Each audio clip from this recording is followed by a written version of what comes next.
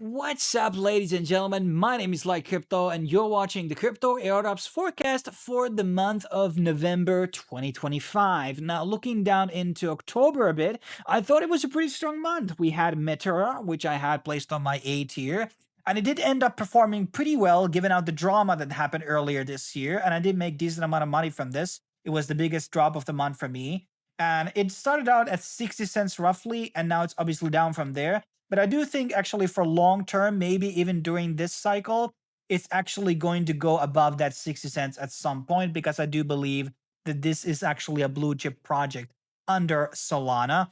And then the other big one that we obviously had was Turtle, which ended up being a bit of a dark horse. I didn't expect it to be this good. And this is especially from a project that was liquidity based. There was nothing else to provide liquidity, Ethereum, and stable coins, and you would get points, and that's it. And usually liquidity based projects are very whale heavy, and these people who contribute maybe 1,000 or two doesn't really get that much. So given out the amount that I put in and I got out, I got really good drop from this as well. And then we obviously had Phi, which I did mention a couple of times, I think a year or two ago. So a long time ago, but we have mentioned it a couple of times throughout the channel. And then we had some very small ones like All Domains and Kairos. But in terms of amount of drops, there weren't that many. And I think a lot of them got really slated for November. And that's obviously when Monad comes in. And obviously a lot of people got really mad about how the allocations were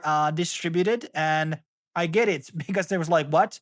15 million, or was it 3 billion testnet users under Monad? Like, how exactly are you going to reward that? So yes, if you were participating on Discord, for example, so you would get allocation. And there were so many of those blue chip NFT collections which got allocations, which we have mentioned, by the way, on the channel a million times. Mad Lads, well, Warsies we haven't talked about. We got Pudgy Penguins, Azuki. And I said to you guys many times and again that these are the NFTs that constantly get airdrops. And that's why you want to hold them.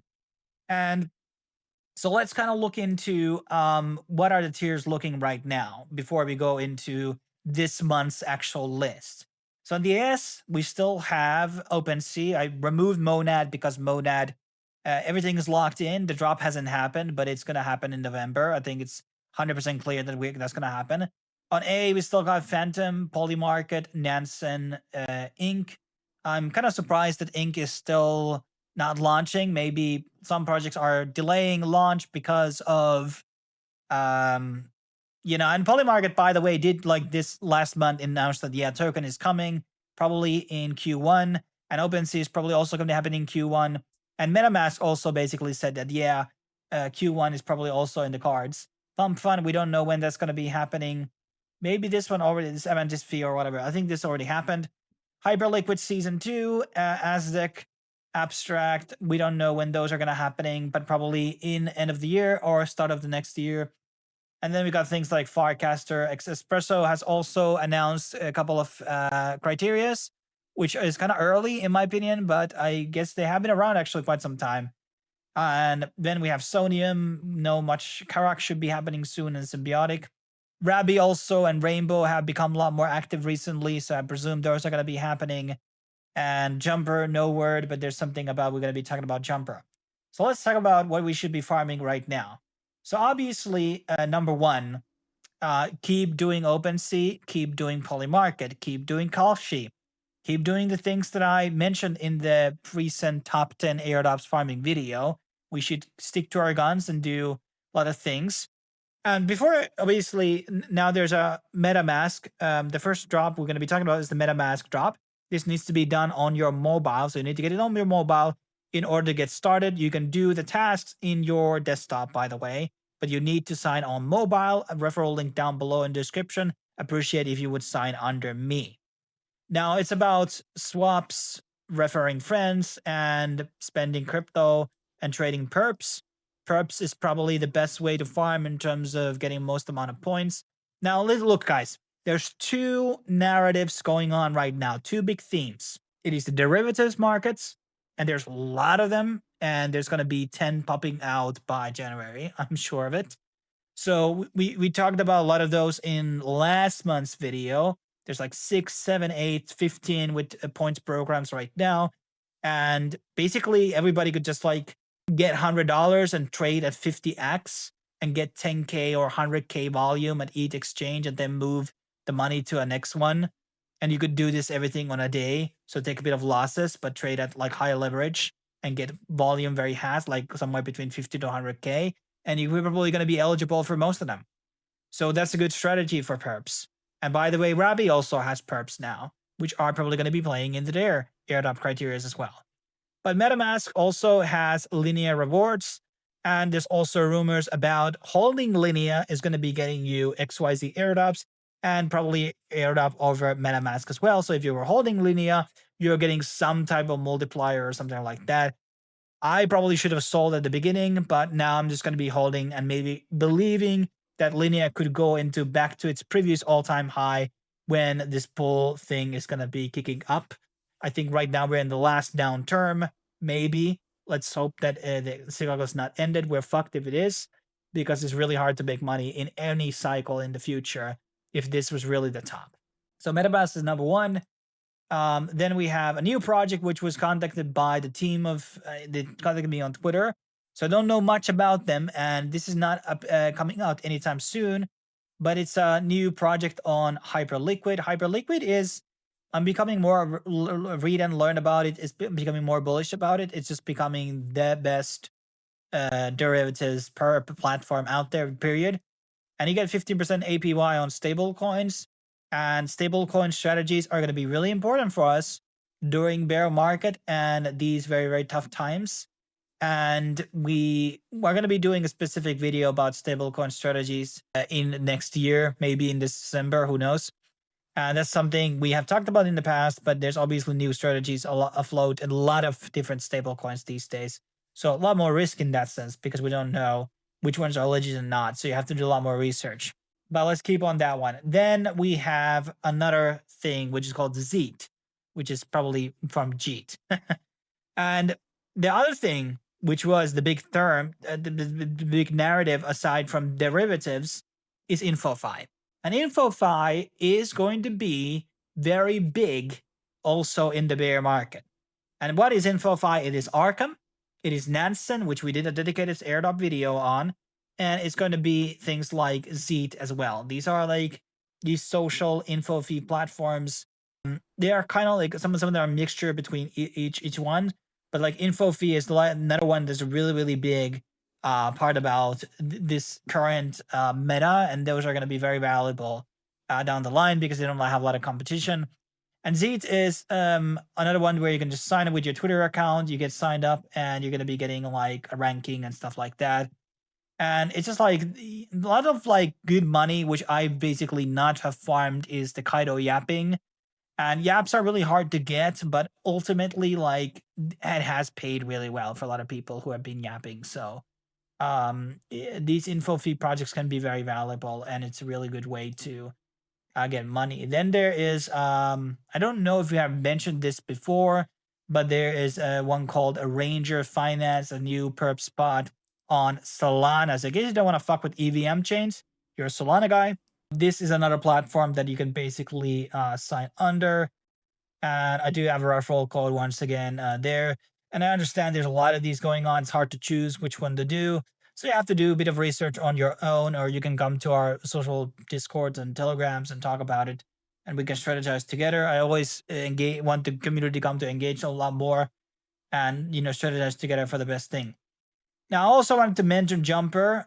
In case you're going to be getting to level 10 on Jumper, you've been farming it already, you can redeem one free SafePal wallet. That is exactly the one that we reviewed on the last video. So a free wallet for you if you are level 10. You're only going to be paying for shipping and custom fees, and mostly no customs at all, depending on where you live. And shipping is probably like $10, $15. And you can sell the device for maybe $40, $50, $35 at eBay. And it's actually a pretty good wallet. And if you haven't seen the review, well, I'm going to link it on the corner.